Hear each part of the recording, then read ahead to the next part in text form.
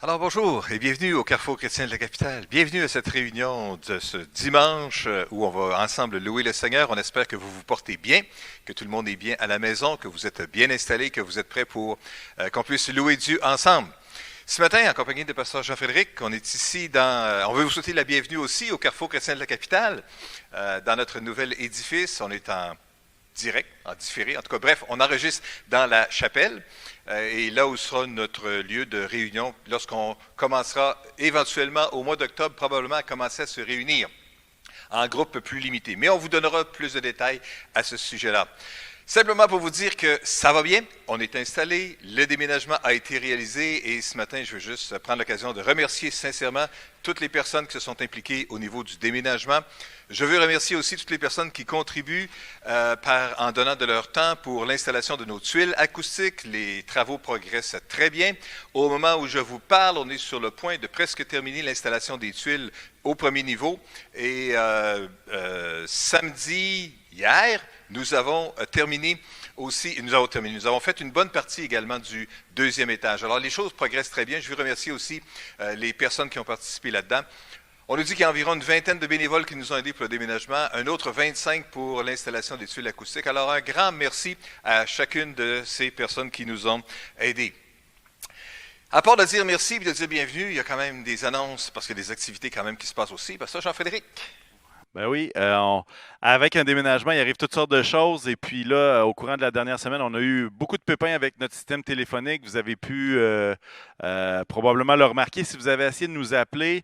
On vous encourage encore pour quelques jours à utiliser les voies courriel, les voies Messenger ou directement avec notre page Facebook du Carrefour. Et puis, c'est pas qu'on veut pas vous parler, c'est juste que là, il y a toutes sortes de difficultés techniques. Alors, on vous remercie de votre compréhension et on vous remercie d'utiliser d'autres moyens. Aujourd'hui, le setup de notre réunion, ce qui est au programme, on a un temps de louange. Et puis là, vous allez peut-être remarquer que le temps de louange a été enregistré au bureau sur Amel, alors que présentement, on est au 10-15 rue des Gadelles. Simplement vous mentionner qu'alors qu'on était en transition au niveau de la sonorisation, qu'on est en transition aussi avec toute l'installation, en fait, ce qui se passe, c'est que il y a quelques temps de louanges préenregistrées qui ont été faites au bureau sur Amel. Alors, bref, on va être bénis à travers la louange. Et ce matin, on a un invité spécial pour la prédication. On a le pasteur Michel Bisaillon, qui est le surintendant du district du Québec aux Assemblées de la Pentecôte du Canada. Et vraiment, on sait qu'il va y avoir un bon message qui s'intitule Grand et plus grand encore. Et puis vraiment, on espère et on souhaite, on prie que vous allez être bénis à travers ce temps particulier avec la parole de Dieu et notre frère Michel Bisaillon. On veut également mentionner que ce matin, les enfants ont une capsule sur la reconnaissance, sur être reconnaissant avec Cécile Dallot. Ça se retrouve sur notre chaîne YouTube. Si vous n'êtes pas encore abonné à notre chaîne YouTube, je vous encourage à aller vous abonner. Et puis, c'est là-dessus et c'est aussi sur le groupe Facebook Parents du préscolaire et du Carrefour Junior. Dernière annonce que je veux mentionner qui s'adresse aux membres de l'Église, aux membres officiels, ainsi qu'aux pas encore membres ou à ceux qui ne le sont pas.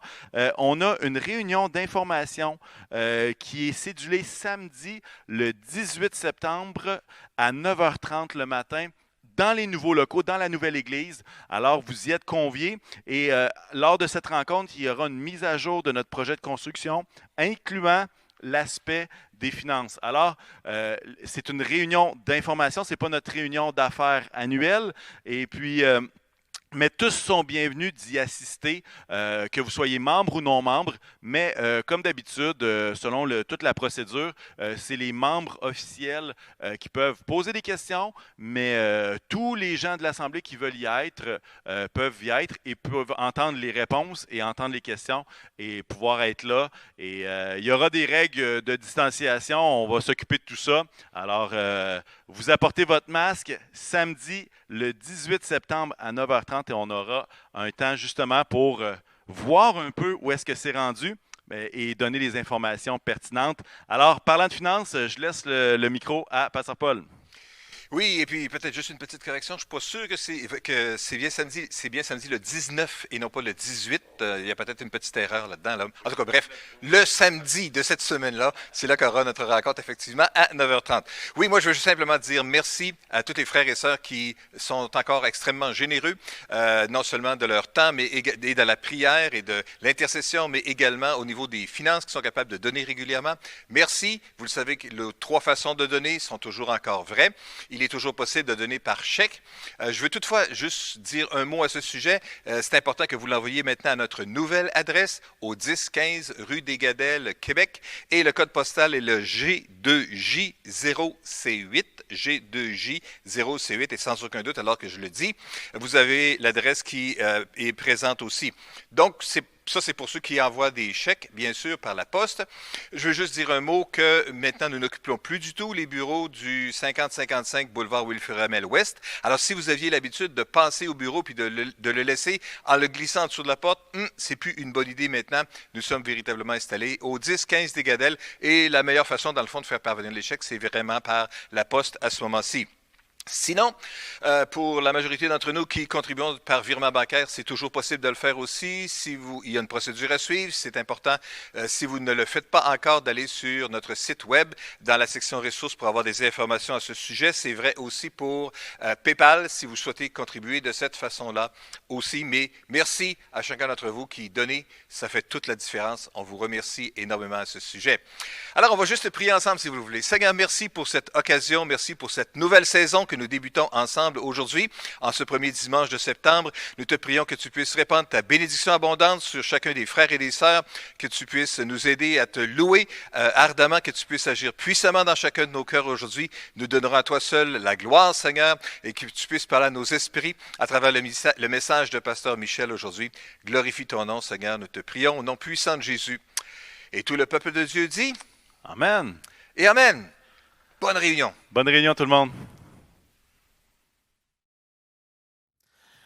Bon matin tout le monde, content d'être avec vous pour louer le Seigneur aujourd'hui, alors qu'on veut célébrer ce matin la grâce de l'Éternel.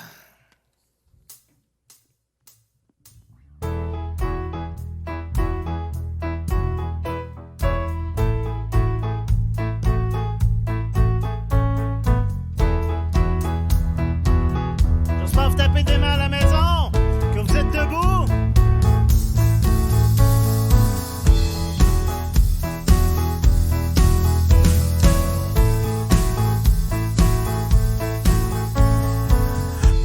Le pouvoir du mal de la mort, qui aime d'un amour si puissant, si fort, le roi de gloire, il est le roi des rois, qui secoue la terre par un saint honneur, qui nous émerveille par tant de mystères, le roi de gloire, il est le roi des rois. Quelle grâce incomparable,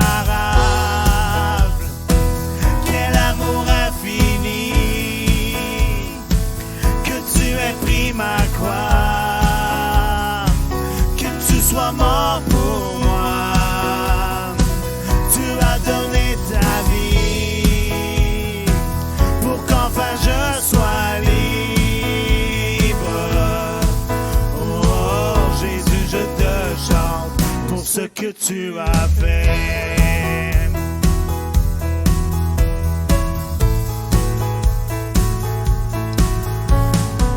Qui ramène la paix dans la confusion, change les orphelins en fils et en filles, le roi de gloire, le roi de gloire, qui règne sur les peuples dans la vérité, brille comme le soleil dans tout son éclat, le roi de gloire, il est le roi des rois. Chantons-le, quelle grâce incomparable, quel amour infini, que tu aies pris ma croix, que tu sois mort pour moi, tu as donné ta vie, pour qu'enfin je sois libre.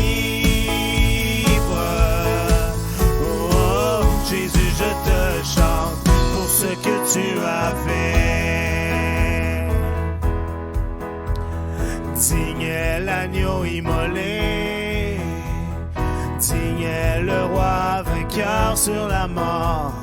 Digne est l'agneau immolé, digne est le roi vainqueur sur la mort. Digne est l'agneau immolé, digne est le roi vainqueur sur la mort. Digne est l'agneau immolé, digne, digne, digne. Quelle grâce incomparable, quel amour infini, que tu aies pris ma croix, que tu sois mort pour moi. Tu as donné ta vie pour qu'enfin je sois libre. Oh Jésus, je te chante pour ce que tu as fait. Quelle grâce incomparable, quel amour infini, que tu aies pris ma croix, que tu sois mort pour moi. Tu as donné ta vie pour qu'enfin je sois libre. Oh Jésus, je te chante pour ce que tu as fait. Amen, il est merveilleux. Quelle grâce il a pour nous. Il a tout donné par amour pour nous. Son amour est incroyable.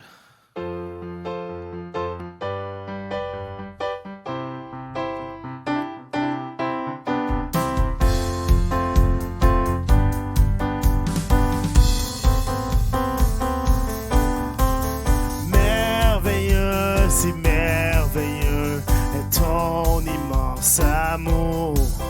Ta croix proclame la grâce de Dieu sur moi. Personne n'a vu ni entendu et nul ne peut saisir combien tu es puissant et glorieux. Dieu merveilleux, je t'aime. Dieu merveilleux, je t'adore. Dieu merveilleux, mon Dieu, te chante rayonnante, rayonnante, si rayonnante. Ta gloire remplit les cieux. Tu montres à tous la grandeur de tes œuvres.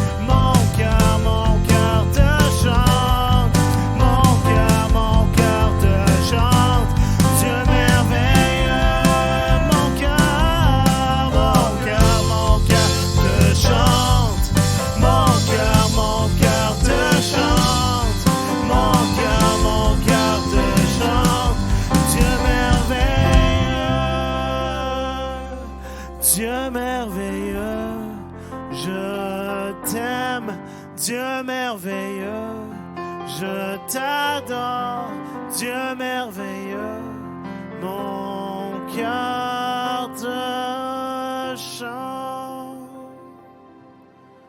Alléluia, Jésus.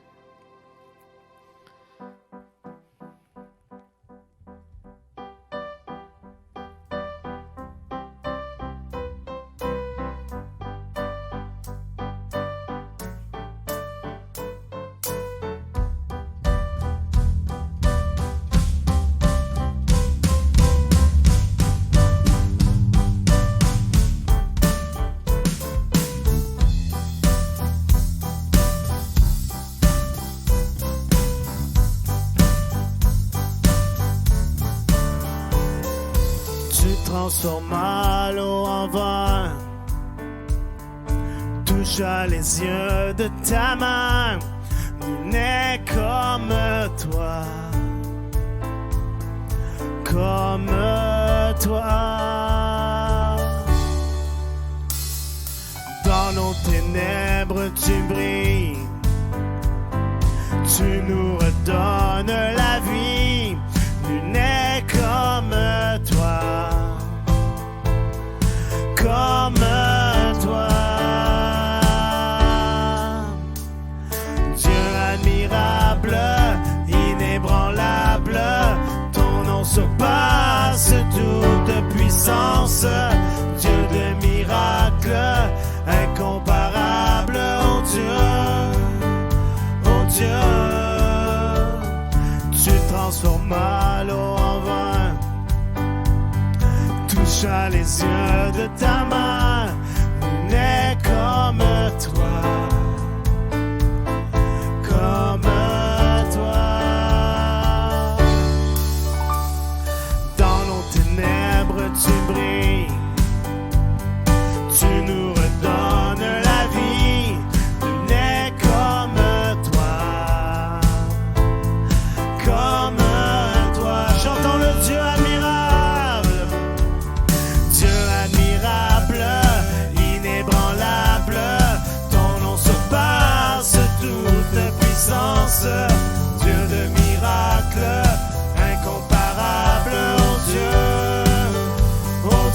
Dieu admirable, Dieu admirable, inébranlable, ton nom surpasse toute puissance, Dieu de miracles, incomparable, oh Dieu, si notre Dieu est pour nous, qui pourra nous arrêter? Et si Dieu est avec nous, qui sera contre nous? Si notre Dieu est pour nous, qui pourra nous arrêter? Et si Dieu est avec nous, qui sera contre nous?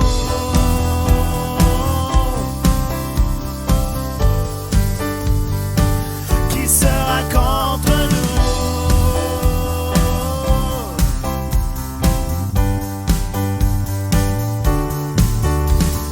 Dieu admirable, inébranlable, ton nom surpasse toute puissance, Dieu de miracles, incomparable, oh Dieu, Dieu admirable, inébranlable, ton nom surpasse toute puissance, Dieu de miracles, incomparable, oh Dieu admirable, inébranlable, ton nom surpasse toute puissance, Dieu de miracles, incomparable, oh Dieu, oh Dieu. Alléluia, Seigneur. Gloire à toi, Jésus.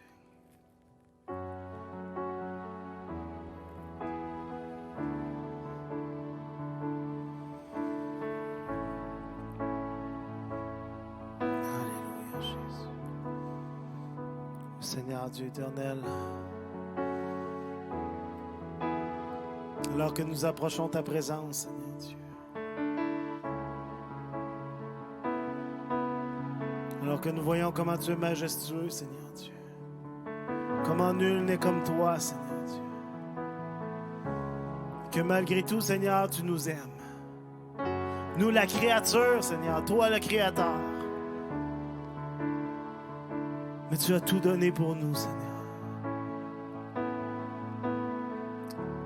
Alors que nous, on a choisi de te désobéir, Seigneur Dieu. Mais tu as choisi de payer le prix à notre place, Seigneur Dieu. De nous donner accès à ta présence, à ton pardon, à ta grâce, Seigneur Dieu. Merci, Seigneur Dieu.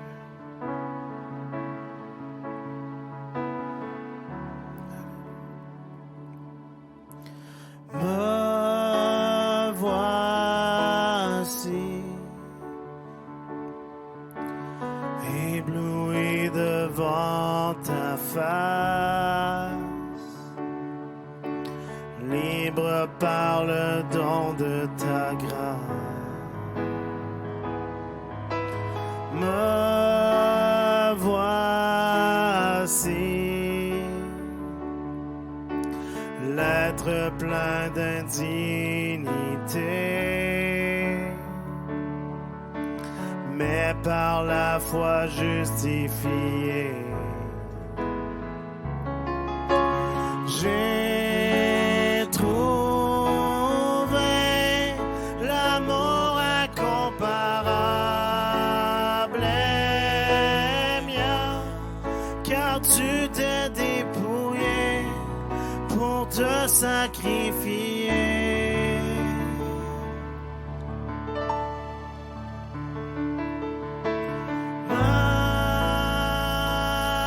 Majesté,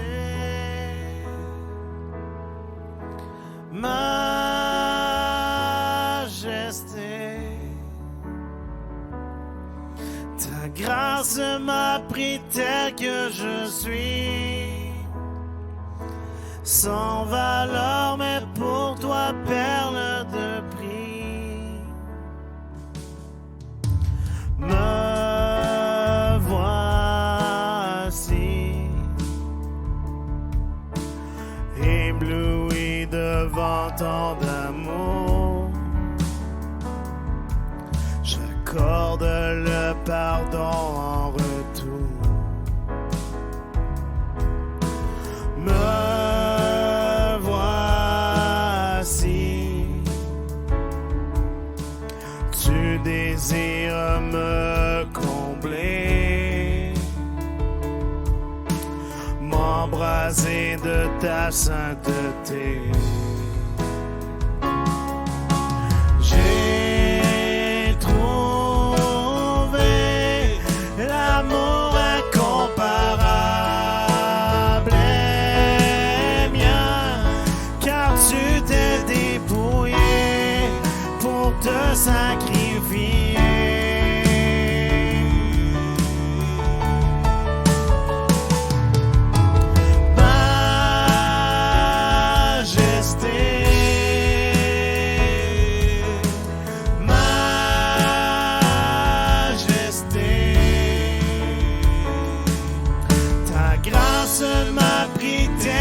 Je suis sans valeur, mais pour toi, perle de prix.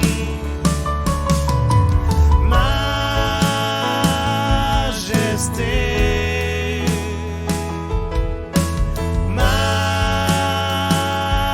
majesté, par ton amour, je suis transformé. En présence de ta majesté, par ton amour, je suis transformé. En présence de ta majesté, j'ai trouvé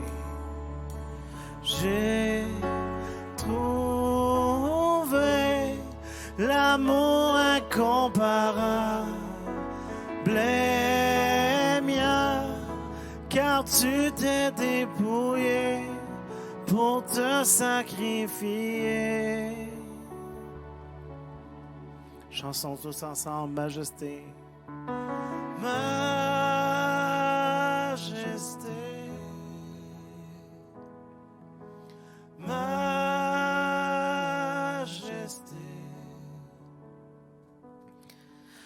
Ta grâce m'a pris tel que je suis, sans valeur, mais pour toi, perle de prix. Majesté,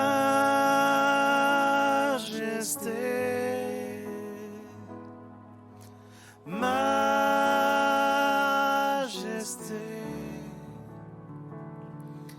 par ton amour je suis transformé en présence de ta majesté.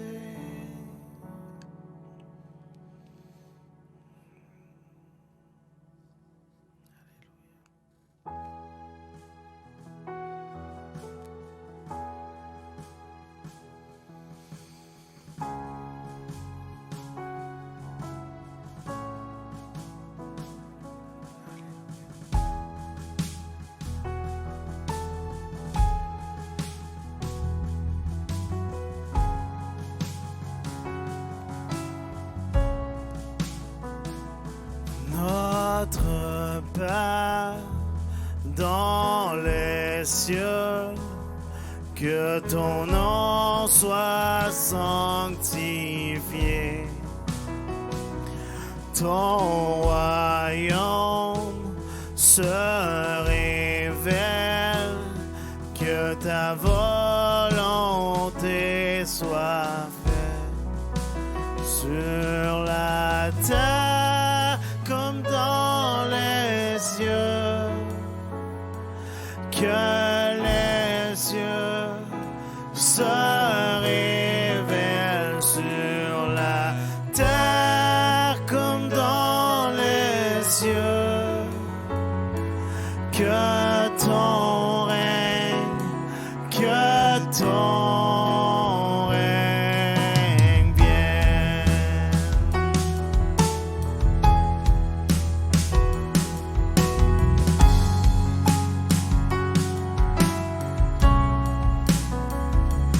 Notre Père dans les cieux, que ton nom soit sanctifié.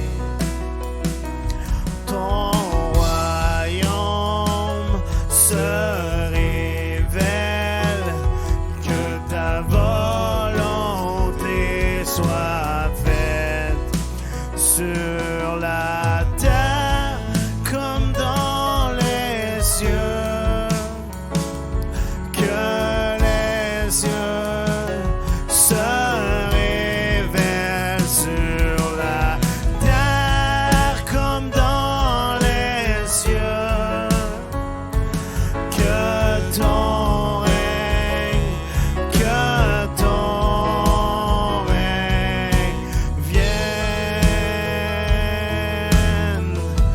que ton règne vienne, que ton règne vienne. Oui, c'est notre prière, Seigneur. Que ton règne vienne.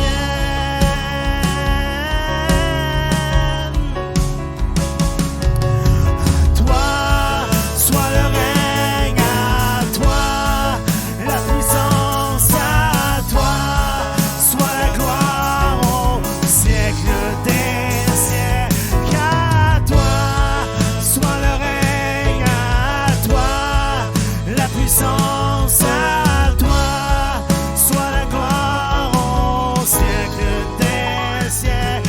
À toi soit le règne, à toi la puissance, à toi soit la gloire au siècle des siècles.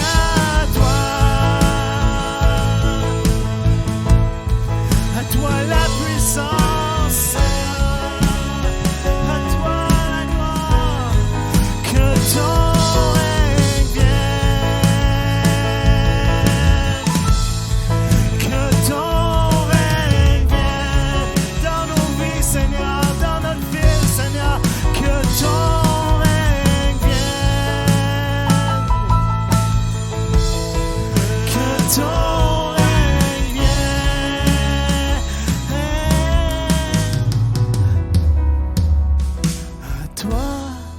soit le règne à toi, la puissance à toi, soit la gloire au siècle des siècles à toi, soit le règne à toi, la puissance à toi, soit la gloire au siècle des siècles. Amen.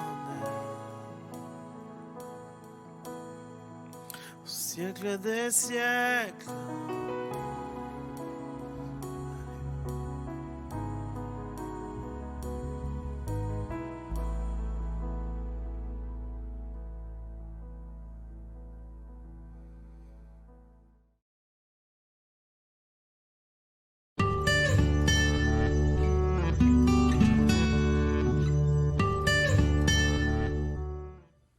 Bonjour, je suis heureux ce matin de pouvoir prendre cette occasion et d'être parmi vous, même à distance comme cela.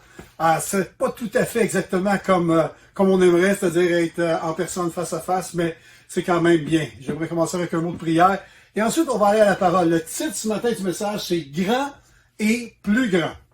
Alors Seigneur, je te rends grâce aujourd'hui pour l'opportunité qu'on a de se réunir ensemble justement dans cet environnement-là, même si on est à distance, Seigneur, tu permets qu'on puisse s'édifier les uns les autres.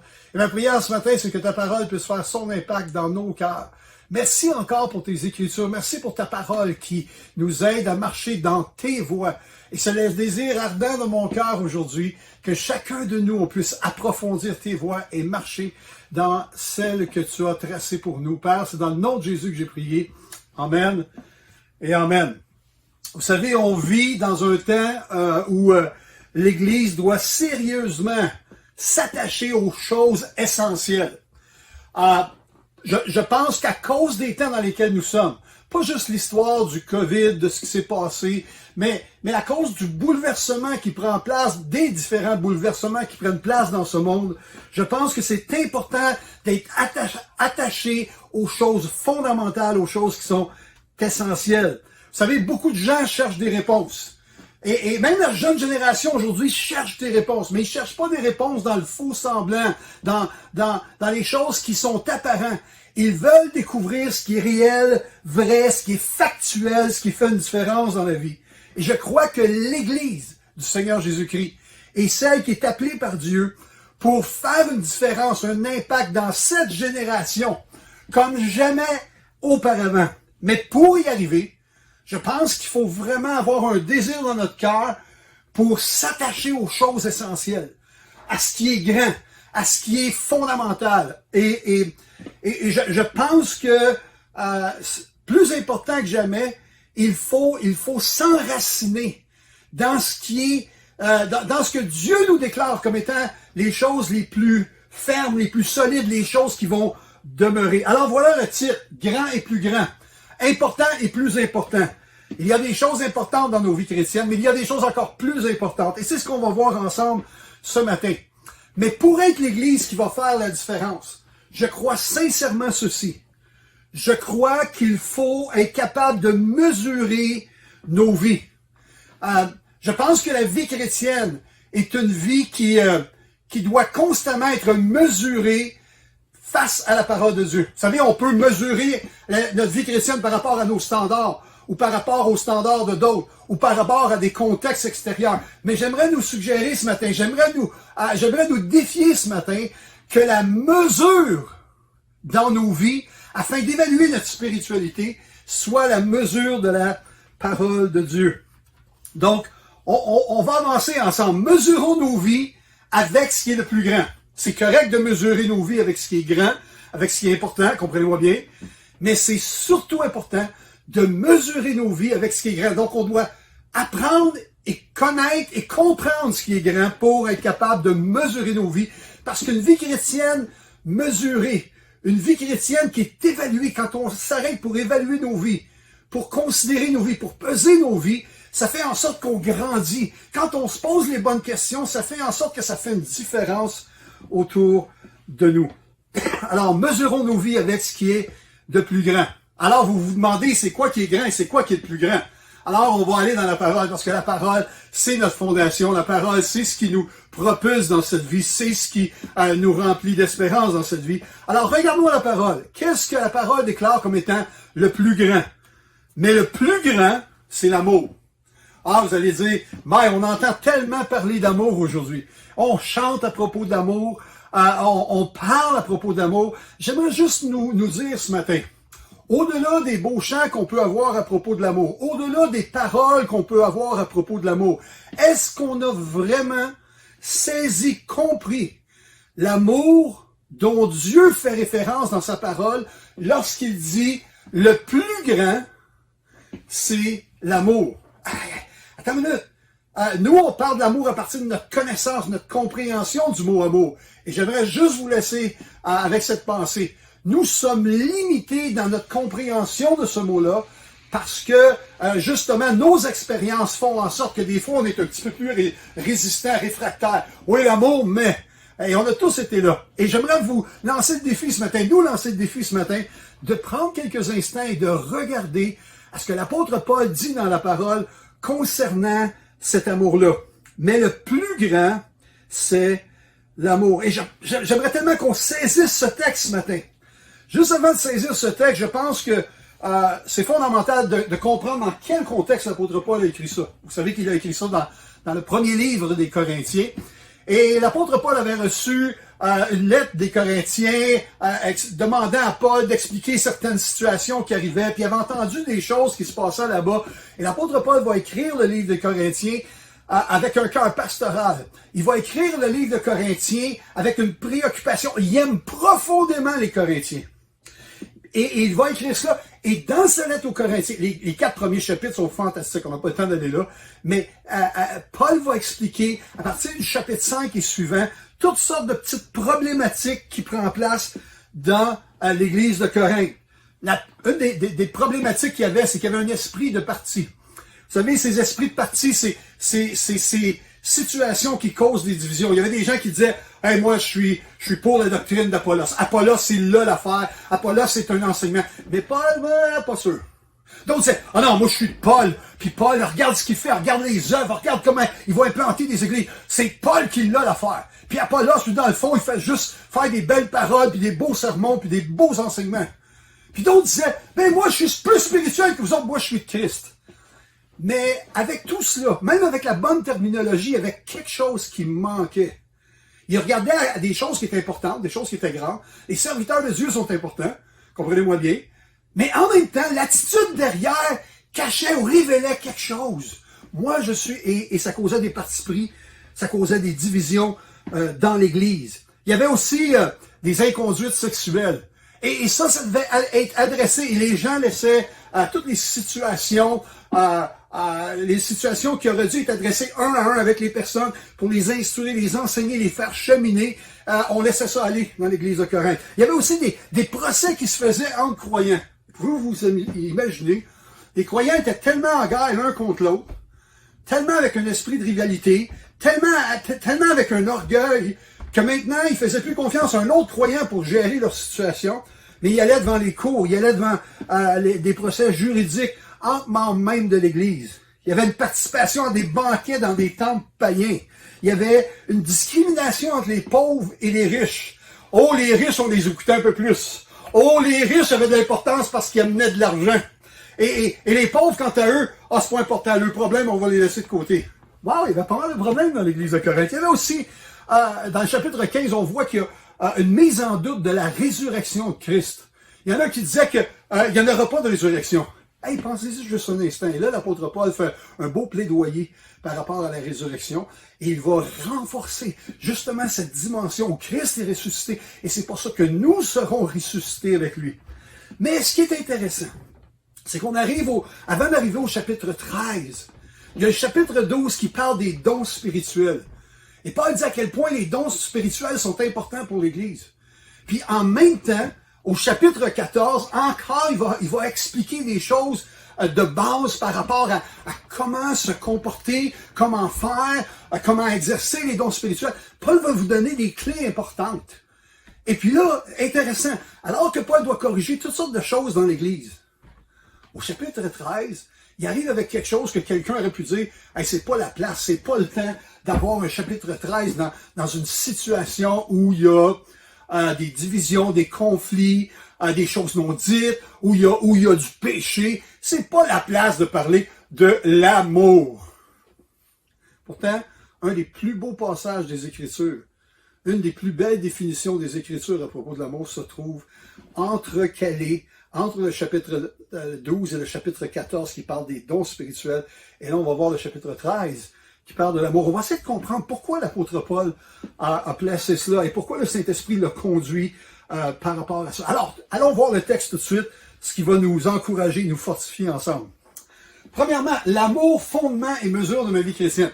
J'aimerais nous suggérer que quand on mesure notre vie chrétienne ou notre spiritualité, que la mesure dont on prend soit la chose la plus grande dont Paul déclare, dont le Saint-Esprit a poussé Paul à déclarer, c'est-à-dire que la mesure qu'on prend pour comparer notre spiritualité, soit pas la foi, soit pas les grandes œuvres, les passions qui peuvent nous animer, mais la mesure que nous avons ou que nous devrions avoir, c'est l'amour.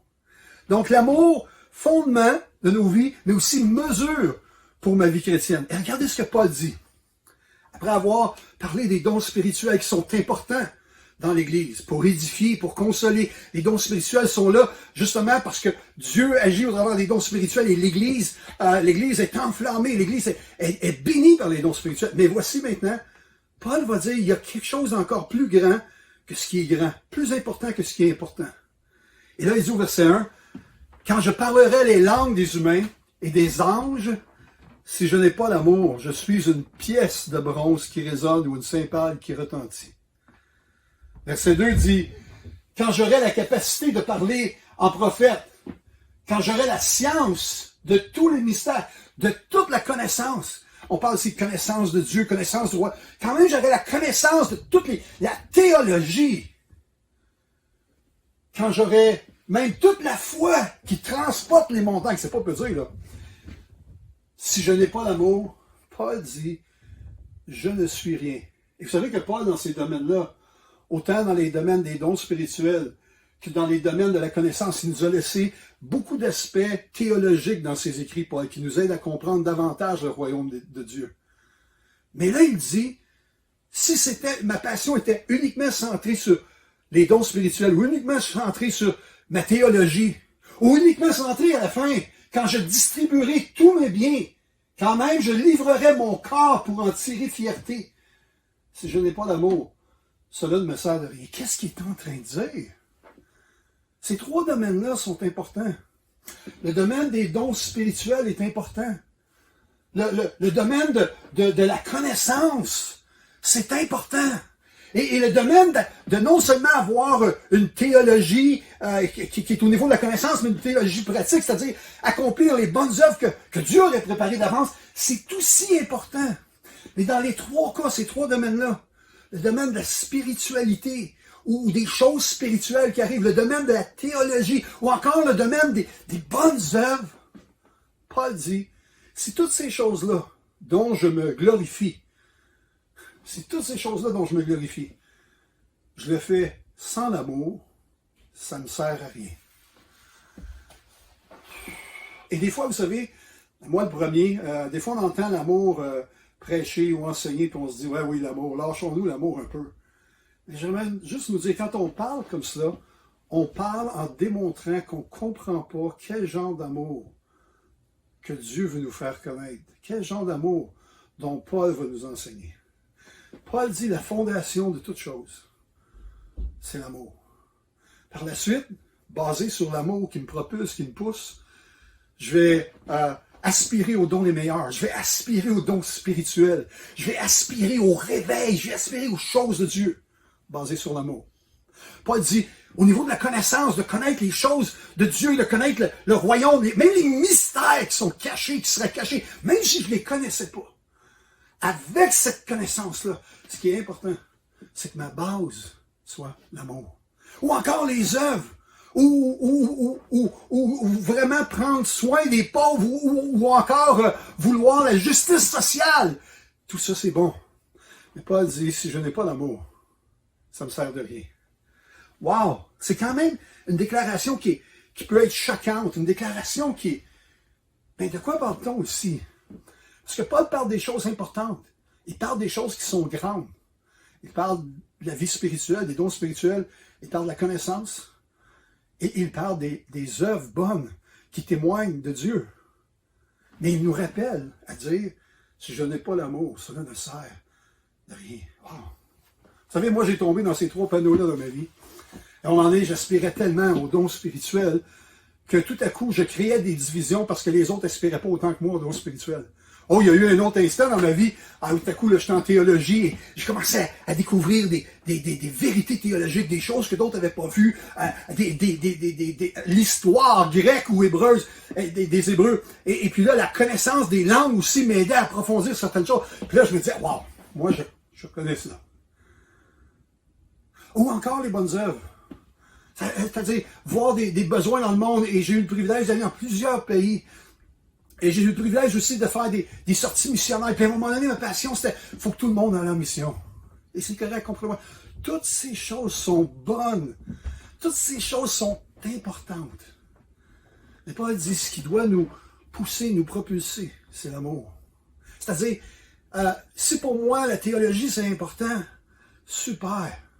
Mais pas au détriment de briser ma relation avec mes frères et mes sœurs. Si pour moi, les dons spirituels, le réveil, c'est important, super, mais pas au point de briser ma relation avec mes frères ou encore de se comparer. Moi, je l'ai l'affaire parce que je cherche les choses plus spirituelles. Ou moi, je l'ai l'affaire parce que je suis fondé sur le bon enseignement. Ou moi, je l'ai l'affaire parce que moi, j'accomplis les bonnes œuvres. Voyez-vous, l'apôtre Paul nous dit, soyons sages. Soyons sages par rapport à ce que Dieu veut nous faire comprendre.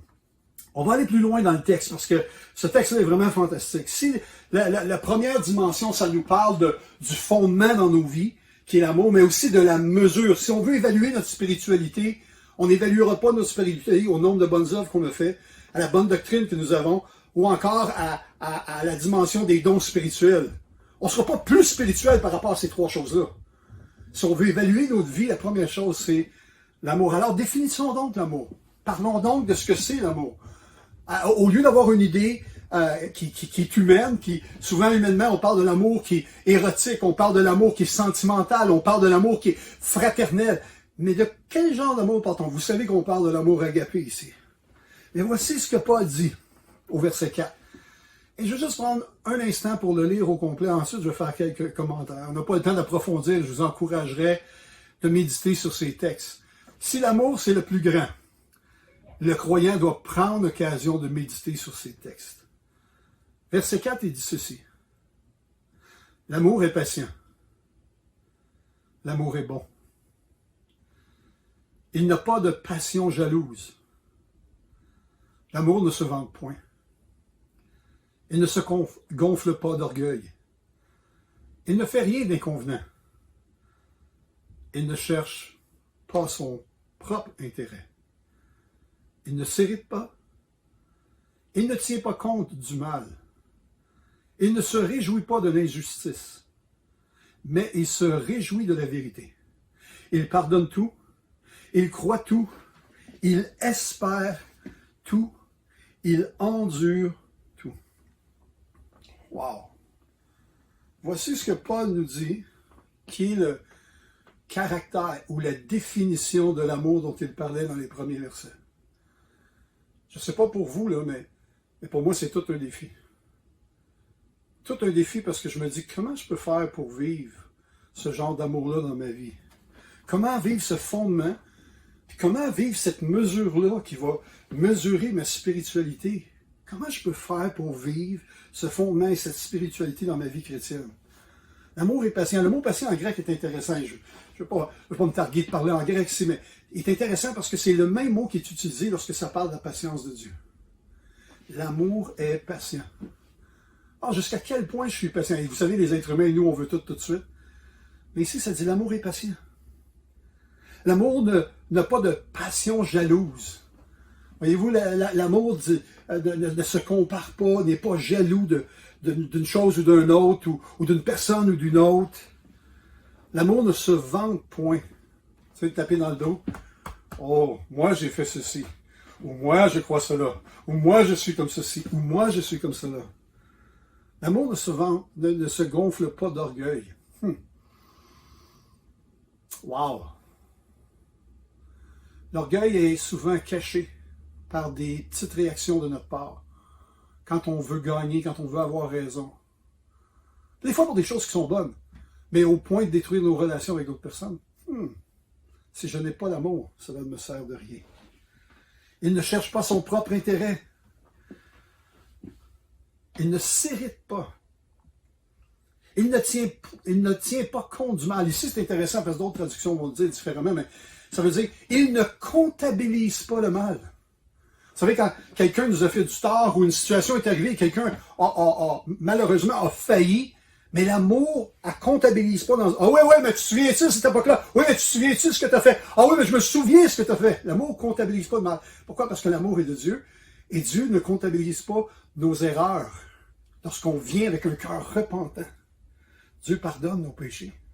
Il ne comptabilise pas le mal dans notre vie. Il s'attend de nous que nous nous repentions. Il dit l'amour qui est agissant en vous ne compte pas le mal. Il ne se réjouit pas de l'injustice. Quand il y a quelque chose qui est mal fait, pas bien fait, pas selon la justice. Quand quelqu'un gagne quelque chose dans l'injustice, l'amour est triste.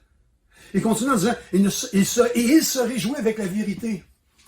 Mais, l'amour se réjouit de la vérité dans n'importe quelle situation que nous vivons. Lorsque tout à coup, il y a des demi-vérités, où il y a des choses qui ne sont pas claires, des choses qui ne sont pas approfondies, ça ne devrait pas nous réjouir, mais au contraire, on devrait chercher à découvrir la vérité. Pas juste la vérité de la parole, mais la vérité des situations que nous vivons. Pas juste des perceptions, des oui-dire, des rumeurs. Pas juste... Non, mais la vérité, connaître clairement les choses, afin d'en évaluer et afin d'agir selon ce que je connais. Il continue en disant, il pardonne tout. Ici, là, quand on regarde le dernier verset, il pardonne tout, il croit tout, il espère tout, il endure tout. On dit, c'est quoi ce genre d'amour-là? C'est comme un tapis à entrer, puis tous les gens essuient ses pieds sur le tapis, puis nous, on est ce tapis-là, n'importe qui peut faire n'importe quoi. C'est pas ça dont Paul parle. Ça aurait pu être traduit par ceci. L'amour pardonne, au lieu du mot tout, c'est toujours. L'amour croit tout. Ou l'amour croit toujours. L'amour espère toujours. L'amour endure toujours. Ça veut dire que dans l'amour, il y a cette dimension où la foi est agissante, où la persévérance est agissante, où les promesses que Dieu dit sont en train de prendre leur cours parce que j'ai l'amour et j'espère tout, je crois tout, ou j'espère toujours, ou je crois toujours. Il y a une autre traduction qui dit ceci, et c'est dans la Nouveau Français courant, ça dit « En toutes circonstances, il fait face. Il garde la foi, il espère, il persévère. » Intéressant.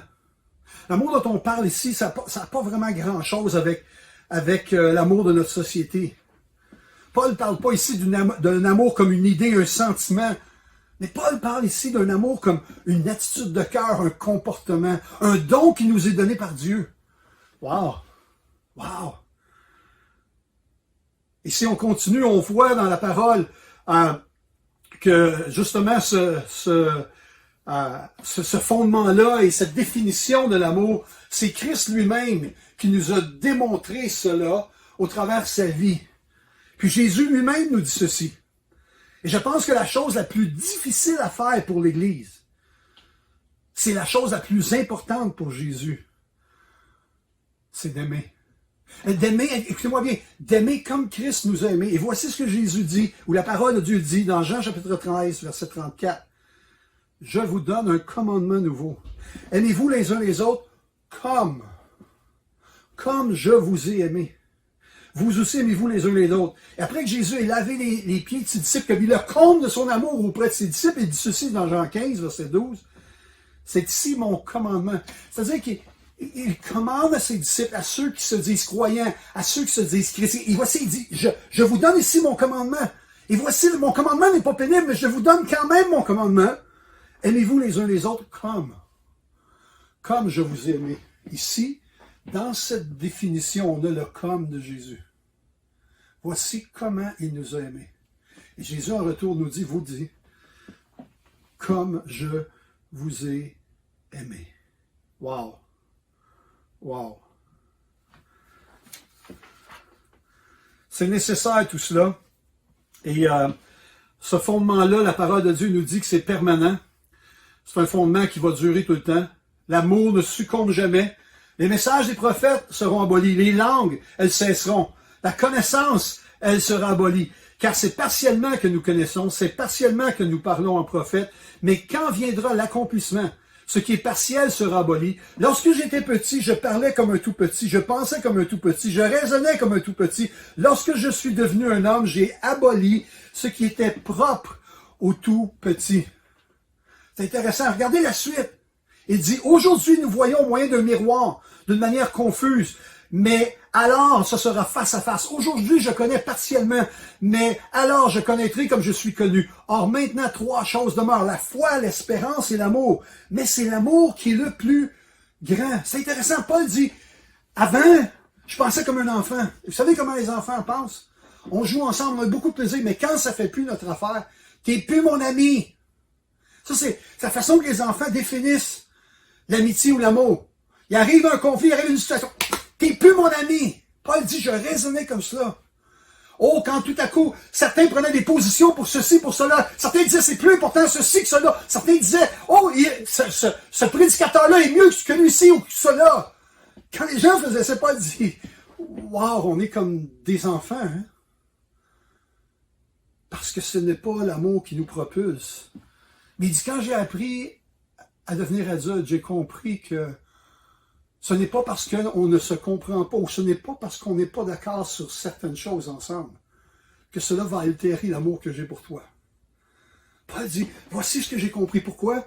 Ben c'est simple, parce que aujourd'hui, comme adulte, je comprends que, malgré toute la connaissance que j'ai, malgré toute l'expérience des dons spirituels que j'ai, malgré toutes les œuvres que j'ai pu accomplir après des années, Paul dit, aujourd'hui, je suis obligé de réaliser, en étant un adulte, je suis obligé de réaliser que je vois au travers d'un miroir, que même ma connaissance est limitée, que même mes œuvres sont partielles, que même le désir de voir les dons spirituels, c'est limité. Il dit, voici maintenant 3 choses demeurent pour le croyant. La foi. Pourquoi la foi? Parce que la foi, c'est ce qui nous donne accès au Père, donne accès à l'œuvre de Christ. La foi, c'est par la foi. C'est par la grâce qu'on a été sauvés, mais c'est par le moyen de la foi qu'on a reçu ce salut-là. C'est-à-dire que la grâce était là pour nous, mais la foi a saisi le salut. Alors la foi, elle est super importante pour nous de ce côté-ci. Pourquoi? Parce que par la foi, je marcherai comme croyant. C'est la foi, en marchant dans la foi, dans les promesses de Dieu, en marchant dans la foi, que je grandis. La foi est super importante. Paul ne dit pas que la foi n'est pas importante.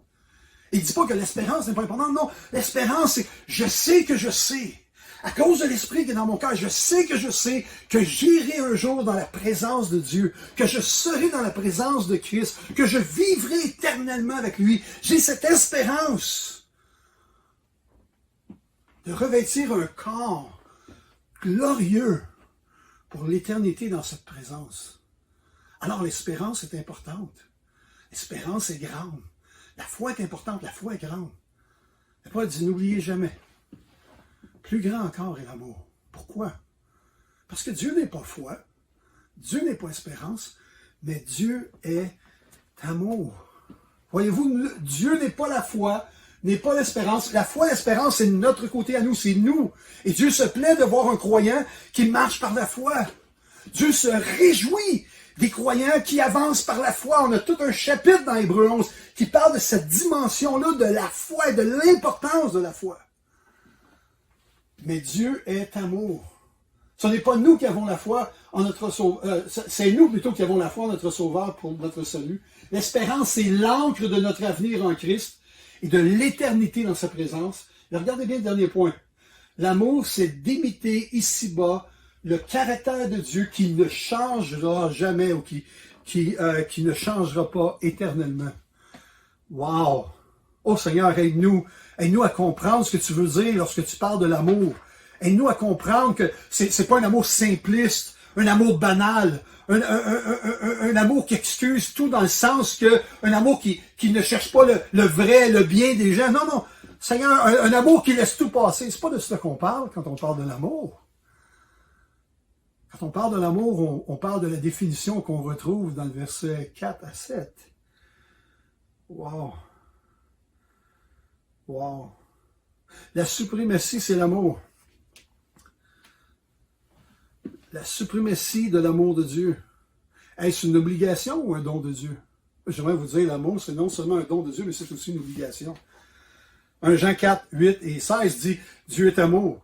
Intéressant, Galates 5 dit, mais le fruit de l'Esprit. Non, le Père est amour, Dieu est amour, la Trinité est amour, l'Esprit qui habite en nous, dont le fruit se manifeste, la première caractéristique de ces 9 particularités, l'amour.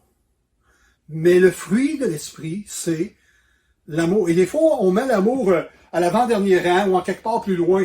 On dit ça c'est important, mais oui, mais l'amour, l'amour. J'aimerais juste nous rappeler, soyons basés sur évaluons nos vies à la lumière de la parole de Dieu.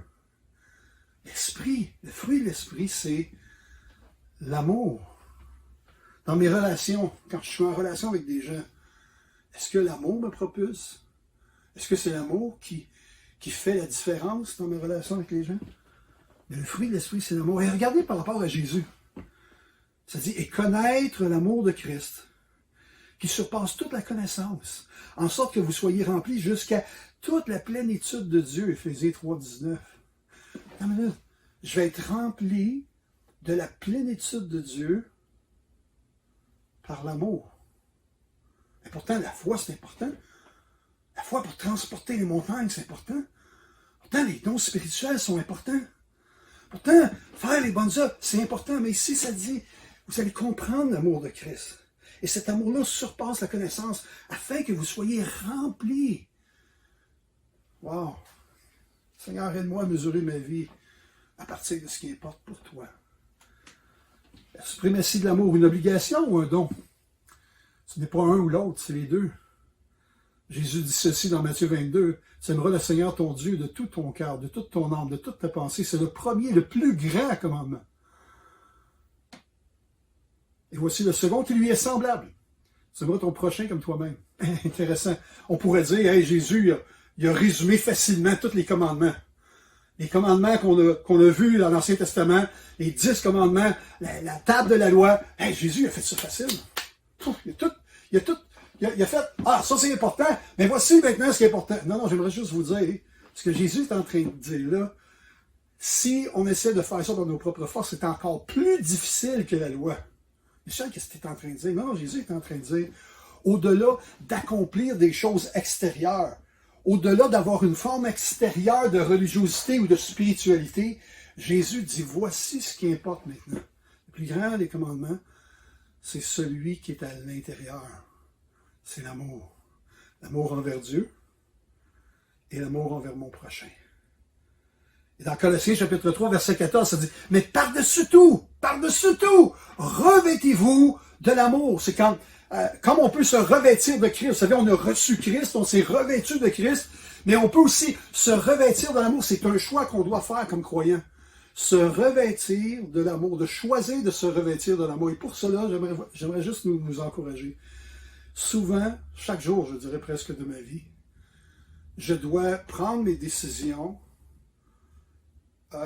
évaluer les situations à partir des faits, à partir de la vérité, à partir de ce que je connais, mais aussi, fondamentalement, à partir de la définition de l'amour de Dieu.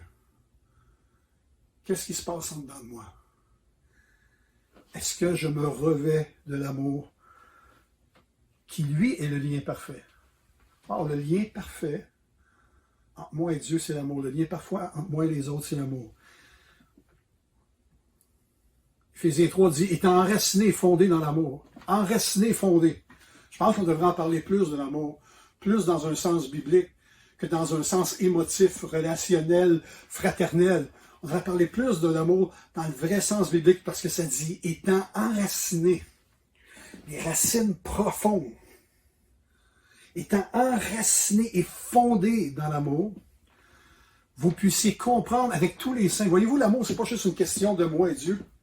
C'est je peux comprendre avec tous les saints la largeur, la longueur, la profondeur, la hauteur et connaître l'amour de Christ. C'est-à-dire que les autres ont une dimension de l'amour, saisissent une dimension de l'amour que je n'ai pas saisie encore. Ils ont une expérience de l'amour. Ils ont quelque chose de spécifique à l'amour qui est différent du mien. Et ensemble, on peut juste comme, wow! Ensemble, on peut grandir et voir les bienfaits de l'amour réel de Dieu. Jésus nous dit ceci. Je vous donne un commandement nouveau. Aimez-vous les uns les autres. Comme je vous ai aimé. Vous aussi aimez-vous les uns les autres. À ceci, tous connaîtront que vous êtes mes disciples si vous avez de l'amour les uns pour les autres. Ce verset-là est vraiment le nouveau commandement de Jésus. Avant, c'était aimez-vous les uns les autres. Maintenant, c'est comme je vous ai aimé. Et je ne sais pas pour vous, mais j'aime particulièrement, moi, évaluer ma vie spirituelle parce que je pense que ça a de la valeur de faire une évaluation de notre vie spirituelle. De s'arrêter, de peser, de considérer ce que je fais, ce que j'ai fait, ce que j'accomplis, ce que j'aime, ce que je désire. Et souvent, comme l'apôtre Paul le dit, souvent ce qui nous divise, c'est nos passions. Moi, je peux avoir une passion pour je sais pas moi, les prisonniers, ou je peux avoir une passion pour les œuvres sociales, ou pour l'injustice, ou pour peu importe quoi. Je peux avoir une passion pour défendre les vérités de la parole de Dieu, ou je peux avoir une passion pour le réveil, je peux avoir une passion pour les choses spirituelles, les dons spirituels. Pour moi, c'est super important, ces choses-là. Pour moi, c'est peut-être, wow, j'ai une passion pour l'enseignement, pour la doctrine, pour les choses fondamentales. Et c'est correct, mais c'est souvent nos passions qui nous divisent. On peut avoir les mêmes croyances. Mon expérience, c'est que les croyants en général qui sont nés nouveaux ont à peu près 95% des choses qu'ils croient étant les mêmes choses. Ce que je veux dire par là, c'est quand on s'assoit avec la parole et on en discute, on croit grossement ou grandement les mêmes choses. Je dirais près de 95%, mais le défi, c'est que dans les 5% de nos différences, 5% qui nous diffèrent, souvent dans l'application de la parole, souvent dans les choses qui ne sont pas si claires dans la parole, sur les 5% qui nous séparent ou qui nous divisent, on met 100% de notre attention sur le 5% au lieu de choisir de mettre 100% de notre attention sur les 95% qui nous unit dans la vérité et dans la parole. Est-ce que les œuvres sont importantes? Sûr. Si tu as la foi et tu n'as pas les œuvres, est-ce que la foi est importante? Même celle, je fais déplacer les montagnes, sûr.